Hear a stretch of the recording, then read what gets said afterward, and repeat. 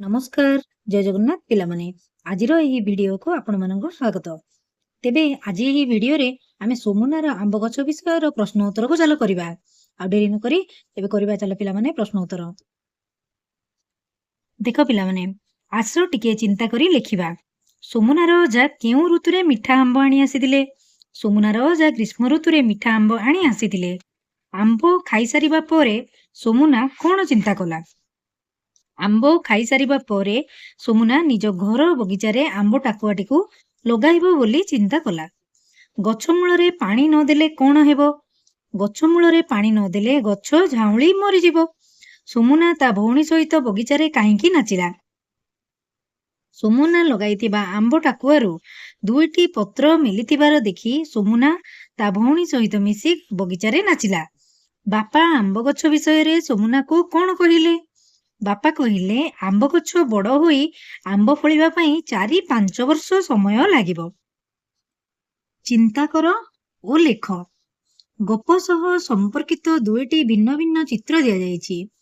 କିଏ କଣ କହୁଛି ଚିତ୍ର ଦେଖି ଅନୁମାନ କରିବ ଓ ଲେଖିବ। ଦେଖ ପିଲାମାନେ, ଏ ଯୋଉ ଚିତ୍ର ଦେଖୁଛ ସୋମୁନା ଓ ପାୟଲ ଦୁଇଜଣ ବସିଛନ୍ତି। ଏଠି ସୋମୁନା କହୁଛି ଚାରା ଗଛ ଲଗାଇ ଖତ ଦେଇ ଗଛଟି କେମିତି ଶୀଘ୍ର ବଢି ଫଳ ଧରିବ ସେ ଏଇ କଥା କହୁଛି।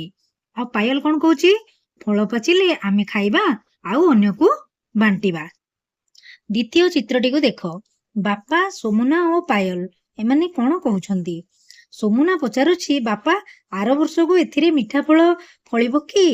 ବାପା କହୁଛନ୍ତି ନା ନା, ଏହା ବଡ଼ ହୋଇ ଫଳ ଫଳିବାକୁ 4-5 ବର୍ଷ ସମୟ ଲାଗିବ। ଏସବୁ କଥା ଶୁଣି ପାୟଲର ମନ ଦୁଃଖ ହୋଇଗଲା। ତମେ ମାନେ ମଧ୍ୟ ଏଇଭଳି ନିଜ ନିଜର ବହିର ଯୋଉ ଖାଲି ଜାଗା ଅଛି ସେଥିରେ ଲେଖି ନବ। ଆସ ଗଛ ଲଗାଇବା। ତଳେ କେତେ ଗୁଡ଼ିଏ ଚିତ୍ର ଦିଆଯାଇଛି। ସେଥିମଧ୍ୟରୁ ଯେଉଁଗୁଡ଼ିକ ଗଛ ଲଗାଇବା କାମରେ ବ୍ୟବହାର ହୋଇପାରିବ ତା ଚାରିପାଖରେ ଆମେ ଗୋଲ ବୁଲାଇବା। ପ୍ରଥମ ଚିତ୍ରଟି ଦେଖ, ମଞ୍ଜି ଗୁଡ଼ିଏ ଦେଇଛି। ମଞ୍ଜିକୁ ଲଗାଇ ଆମେ ଗଛ ତିଆରି କରିପାରିବା। ବହି ତ ହେବ ନାହିଁ, ତେଣୁ ମଞ୍ଜିରେ ମୁଁ ଗୋଲ କରିଦେଇଛି।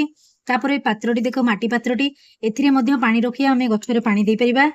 ତାପରେ ଦେଖ, ଏଠାରେ ଯୋଉ ଛୋଟ ଚାରା ଗଛରେ ଛିଞ୍ଚିକି ପାଣି ଦିଆଯାଇଥାଏ। ଏଇଟା ଯୋଉ ଜାଗାଟା ଦେଖୁଛ, ଚଷମା ତ ହେବ ନାହିଁ। ତାପରେ କୋଦାଳରେ ଆମେ ମାଟି ଖୋଳି ଗଛ ଲଗାଇ ପାରିବା। ପେନର କୌଣସି ଆବଶ୍ୟକତା ନାହିଁ। ତାପରେ ମଝିରେ ଯୋଉ ଚିତ୍ରଟିକୁ ଗୋଲ କରାଯାଇଛି ଏହା ମଧ୍ୟ ମାଟି କାଢିବା ପାଇଁ ବ୍ୟବହାର କରାଯାଇଥାଏ। ଏହା ବି କୋଦାଳ ଭଳି ଏକ ଜିନିଷ। ତାକୁ ଆମେ ବୁଲାଇ ପାରିବା, ଗଛ ଲଗାଇବାରେ ସାହାଯ୍ୟ କରିପାରିବା। ତାପରେ ଛୁଞ୍ଚି ସୂତାର କୌଣସି ଆବଶ୍ୟକତା ନାହିଁ। ଏଇଭଳି ତମେ ମାନେ ନିଜ ନିଜ ବହିରେ ଗୋଲ ବୁଲାଇ ପାରିବ। ତାପରେ ପ୍ରଶ୍ନ ଦେଖ, ଆମ୍ବ ଟାକୁଆରୁ ଗଛ କିପରି ହୁଏ ତାହା ତଳେ ଲେଖାଯାଇଛି। ତାର କ୍ରମକୁ ସଜାଇ ଆଉ ଥରେ ଆମେ ଲେଖିବା ଆଉ ସଜାଇବା। ଦେଖ ପିଲେ, ସେ ତ ଓଲଟ ପାଲଟ କରି ଦେଇଛି। ମାଟିରେ ପାଣି ଢାଳିବା, କୋଦାଳର ମାଟି ଖୋଳି ଗାତ କରିବା, ଆମ୍ବ ଟାକୁଆ ଲଗାଇବା ପାଇଁ ଠିକ ସ୍ଥାନ ବାଛିବା, ଆମ୍ବ ଟାକୁଆ ଲଗାଇବା ପାଇଁ ଇଚ୍ଛା କରିବା, ବାଲ୍ଟିରେ ପାଣି ଆଣିବା, ଗାତରେ ଟାକୁଆ ପକାଇବା, ଗାତରେ ଖତ ଦେବା ଏବଂ ଗାତକୁ ମାଟି ଦେଇ ବନ୍ଦ କରିବା। ଏହା ତ ଓଲଟ ପାଲଟ କରି ଲେଖାଯାଇଛି। ତେଣୁ ପ୍ରଥମେ ଆମେ କଣ ଲେଖିବା ନା ଆମ୍ବ ଟାକୁଆ ଲଗାଇବା ପାଇଁ ଇଚ୍ଛା କରିବା। ଆମ୍ବ ଟାକୁଆ ଲଗାଇବା ପାଇଁ ସେ ସ୍ଥାନଟିକୁ ଆମେ କଣ କରିବା? ବାଛିବା। ତାପରେ 3 ନମ୍ବର ଆସିବ, କୋଦାଳରେ ମାଟି ଖୋଳି ଗାତ କରିବା।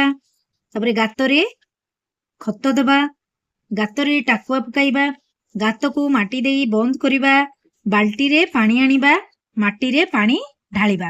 ଏପରି ସଜେଇ ତୁମେ ତୁମ ଖାତାରେ ଲେଖିପାରିବ।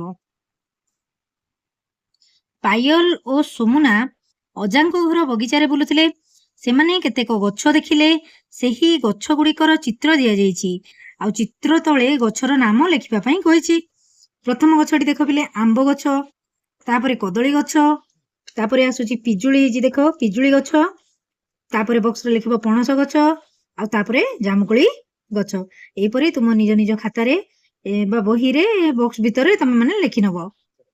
ପ୍ରଶ୍ନ ନମ୍ବର 4, ତଳ କୋଠରୀରେ ଫଳ, ପରିବା ଓ ଶସ୍ୟର ନାମ ଦିଆଯାଇଛି। ଟୋକେଇର ନାମ ଅନୁସାରେ ଜିନିଷ ଗୁଡ଼ିକୁ ସଜାଇ ଲେଖିବା। ତଳେ ଦେଖ 3ଟି ଟୋକେଇର ଚିତ୍ର ହୋଇଛି। ଏଠାରେ ଫଳ, ଶସ୍ୟ ଆଉ ପରିବା ଲେଖାଯାଇଛି। ପ୍ରଥମେ ଆମେ ଫଳର ନାମକୁ ବାଛି ନେବା। ଆମ୍ବ, ପିଜୁଳି, ଲିଚୁ ଓ ଡାଳିମ୍ବ। ତାପରେ ଆସିବ ଶସ୍ୟ, ଗହମ, ଧାନ, ରାଶି, ବାଜରା। ତାପରେ ଆମର ଆସୁଛି ପରିବା, ଆଳୁ, କଲରା, ଗାଜର, ବାଇଗଣ, ଶିମ୍ବ, କଖାରୁ। ଏସବୁ ଗୁଡ଼ିକ ଏଇଭଳି ସଜେଇକି ଲେଖିନେବ। ମୋ ବିଦ୍ୟାଳୟର ଗଛଲତା। ତୁମ ବିଦ୍ୟାଳୟରେ ବା ତା ଆଖପାଖରେ କେଉଁ ସବୁ ଗଛଲତା ଦେଖୁଛ ସେଗୁଡ଼ିକର ନାମ ଲେଖିବ। ଗଛ, ପଣସ ଗଛ, ଆମ୍ବ ଗଛ, ନଡ଼ିଆ ଗଛ ଦେଖୁଛୁ। ଆଉ କ'ଣ ଦେଖୁଛ? ଲତା ଜାତୀୟ ଗଛ ଯେପରି କାକୁଡ଼ି, କଲରା ଏବଂ କଖାରୁ। ଆଉ ମଧ୍ୟ ଚାହିଁଲେ ତୁମେମାନେ ଲେଖିପାରିବ। ପ୍ରଶ୍ନ ନମ୍ବର 6। ତୁମେ ଗୋଟିଏ ଗଛ ଲଗାଇଛ, ତାର ଯତ୍ନ ନେବା ପାଇଁ କ'ଣ କରିବ ଲେଖ। ମୁଁ ଗୋଟିଏ ଗଛ ଲଗାଇଛି, ତାର ଯତ୍ନ ନେବା ପାଇଁ ମୁଁ ସେହି ଗଛ ଚାରିପଟେ ବାଡ଼ ଘେରାଇବି, ନିୟମିତ ଭାବରେ ତା ମୂଳରେ ପାଣି ଦେବି, ତା ମୂଳରୁ ଘାସ ବାଛି ଦେବି ଆଉ ଖତ ଦେବି। ଗପ ଅନୁସାରେ ଦିଆଯାଇଥିବା ଶବ୍ଦର ବିଶେଷ ଗୁଣ ଆଉ ଅବସ୍ଥାକୁ ଲେଖିବା। ଯେମିତି ଛୋଟ ଗଛ, ସେଇଭଳି କ'ଣ ହବ? ପାଚିଲା ଆମ୍ବ, ମିଠା ଫଳ, ଖରା ଦିନ, ଶୁଖିଲା ମୁହଁ। ତୁମେ ତୁମ ବଗିଚା ବା କୁଣ୍ଡରେ କେଉଁ ଗଛ ଲଗାଇବାକୁ ପସନ୍ଦ କରିବ ତାହା ଲେଖ। ମୁଁ ନିଜ ବଗିଚା ବା କୁଣ୍ଡରେ ରଜନୀଗନ୍ଧା ଫୁଲ ଗଛ ଲଗାଇବି, କାରଣ ମୋତେ ରଜନୀଗନ୍ଧା ଫୁଲର ବାସ୍ନା ବହୁତ ଭଲ ଲାଗେ। ଏହି ଗଛ ଲଗାଇଲେ ବା ବଗିଚାରେ ରହିଲେ ସବୁବେଳେ ବାସ୍ନା ହେଉଥିବ। ପ୍ରଶ୍ନ ନମ୍ବର 3। ତୁମେ ବିଭିନ୍ନ ପ୍ରକାରର ଫଳ ଖାଇଛ, ସେଥିରୁ କେଉଁଗୁଡ଼ିକ ଭିତରେ ମଞ୍ଜି ଥାଏ ଓ କେଉଁଗୁଡ଼ିକ ଭିତରେ ମଞ୍ଜି ନଥାଏ ତାହାର ଏକ ତାଲିକା କର। ମଞ୍ଜି ଥିବା ଫଳ ଯେପରି ଆମ୍ବ, ତରଭୁଜ, ପଣସ ଆଉ ସେଉ। ମଞ୍ଜି ନଥିବା ଫଳ କଦଳୀ, ଲିଚୁକୋଳି, ଅଙ୍ଗୁର, ସପୁରୀ ଆଉ ଅନାରସ ମଧ୍ୟ ହୋଇପାରିବ। 4 ନମ୍ବର। ପଢ଼ିଥିବା ଗପରୁ ବାଛି କାମ ଓ ନାମକୁ ବୁଝାଉଥିବା ଶବ୍ଦକୁ ଅଲଗା କର ଓ ଲେଖ। କାମକୁ ବୁଝାଉଥିବା ଶବ୍ଦ ଯେପରି ଆସିଥିଲେ, ଖାଇଲା, ଆଣିଲେ, ଗଲା, ପାଣି ଦେଲା, ଗାତ କଲା। ସେଭଳି ନାମକୁ ବୁଝାଉଥିବା ଶବ୍ଦ ଅଜା, ସୋମୁନା, ପାୟଲ, ଆମ୍ବ ଗଛ ଓ ଟାକୁଆ। ପ୍ରଶ୍ନ ନମ୍ବର 5। ସୋମୁନା ଲଗାଇଥିବା ଆମ୍ବ ଗଛରେ ମିଠା ମିଠା ଆମ୍ବ ଫଳିଛି। ସେ ଅଜାଙ୍କୁ ସେହି ବିଷୟରେ ଚିଠି ଲେଖି ଜଣାଇବା ପାଇଁ ଚାହୁଁଛି। ସେ କ'ଣ ଲେଖିବ? ସେ ଲେଖିବ, ପୂଜନୀୟ ଅଜା, ମୋର ଭୂମିଷ୍ଠ ପ୍ରଣାମ ନେବ।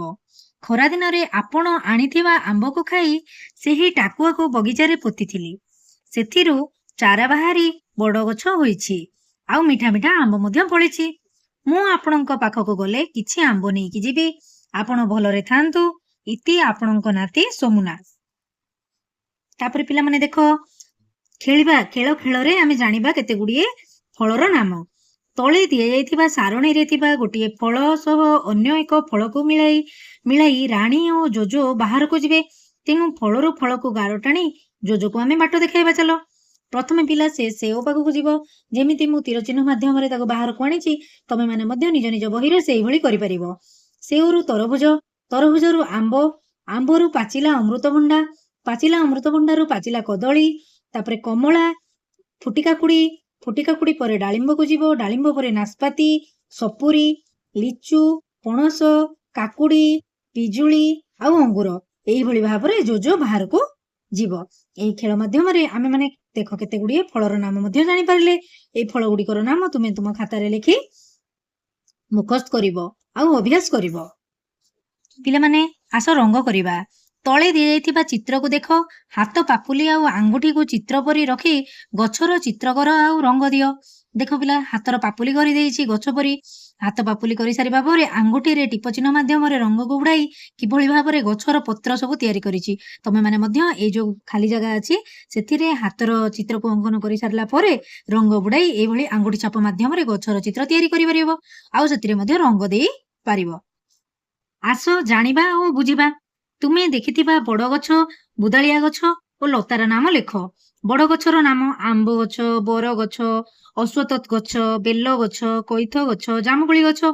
ସେଭଳି ବୁଦାଳିଆ ଗଛ ଯେମିତି ଆମର ବୁଦା ହେଇକି ଥାଏ, ଗୋଲାପ ଗଛ, ମଲ୍ଲି ଗଛ, ଲଙ୍କା ଗଛ, ବିଲାତି ଗଛ, ହରଗୌରା ଗଛ, ଗେଣ୍ଡୁ ଗଛ। ସେଭଳି ଲତା ଜାତୀୟ ଗଛ ଯୋଉଟା କି ମାଡ଼ିଥାଏ, କାକୁଡ଼ି, କଖାରୁ, କଲରା, ଜହ୍ନି, ଲାଉ ଆଉ ତରଭୁଜ, ପାଣି କଖାରୁ, ବୋଇତାଳୁ ଏଗୁଡ଼ିକ ମଧ୍ୟ ହୋଇପାରିବ। ଆସ ପିଲାମାନେ ଅତି ସୁନ୍ଦର ଗୋଲକ ଧନ୍ଦା ପାଠଟିକୁ ବୁଝିବା। ଫଳ ଉପରେ ତା ଅଛି ପତର, ଆବଡ଼ା ଖାବଡ଼ା ଦେହ ତାହାର, ପତର ରହିଛି କଣ୍ଟାରେ ଭରି, ଫଳଟି ଲାଗଇ ସୁଆଦ ଭାରି, ଏ ଫଳର ନାମ ଯିଏ କହିବ, ରେଳରେ ବସି ସେ କଟକ ଯିବ। ତାହେଲେ କଣ୍ଟା ଭିତରେ ପତ୍ର ଅଛି, ଫଳ ଉପରେ ତା ପତ୍ର ରହିଛି ଆଉ ଆବଡ଼ା ଖାବଡ଼ା ଦେହ ତାର ଭିତରେ କଣ୍ଟା ଭରି ରହିଛି। ସେ ହଉଛି କି ସପୁରୀ। କଞ୍ଚାରେ ପରିବା, ପାଚିଲେ ଫଳ, ପାଚିଲେ ବାସଇ ଖଣ୍ଡମଣ୍ଡଳ, କଣ୍ଟାରେ ଭରିଛି ତା ଦେହ ସାରା, ତା ନାଁଟି କିଏ କହିବ ପରା? ସେ ହଉଛି କିଏ? ପଣସ। ପଣସକୁ ଆମେ କଞ୍ଚାରେ ତରକାରୀ କରି ଖାଆନ୍ତି, ପାଚିଗଲେ ତାକୁ ଆମେ ସୁନ୍ଦର ଭାବରେ ଖାଆନ୍ତି ଫଳ ଭାବରେ। ଲଙ୍କା ନୁହେଁ ସିଏ ଅଟଇ ଫଳ, ଆମ୍ବ ନୁହେଁ ହେଲେ ଫୁଟେ ବଉଳ, ଉପରେ ଫଳ ତା ତଳକ ମଞ୍ଜି, କହିଦିଏ ତାର ନାମକୁ ଖଞ୍ଜି। ପିଲାମାନେ ଖରାଦିନେ ଏହା ବେଶୀ ପରିମାଣରେ ମିଳିଥାଏ ଜଙ୍ଗଲରେ। ଏହାକୁ କୁହନ୍ତି ଲଙ୍କା ଆମ୍ବ ବା କାଜୁ। ଏହା ତମେ ଖାଇଥିବ, ସେ ଆମ୍ବ ଯୋଉ ହଳଦିଆ ହଳଦିଆ ଦେଖାଯାଇଥାଏ, ଆଉ ତା ତଳେ ସେ ଫଳଟା ଲାଗିକି ରହିଥାଏ, ସେ ଫଳଟି ହଉଛି କଣ? ସେ ଫଳଟି ହଉଛି କାଜୁ। ଆଉ ସେ ଯୋଉ ଉପରେ ଲାଗିକି ରହିଥାଏ ଆମେ ତାକୁ ଲଙ୍କା ଆମ୍ବ ମଧ୍ୟ କହିଥାଉ। ଏହା ଅତି ସୁନ୍ଦର, ତମେ ତୁମ ସାଙ୍ଗମାନଙ୍କ ସହିତ ଆଲୋଚନା କରି ମଧ୍ୟ କରିପାରିବ। ସବୁ ପ୍ରଶ୍ନ ଉତ୍ତରକୁ ପିଲାମାନେ ଖାତାରେ ଲେଖି ଅଭ୍ୟାସ କରିବ। ଏବେ ରହିଲି, ନମସ୍କାର, ଜୟ ଜଗନ୍ନାଥ।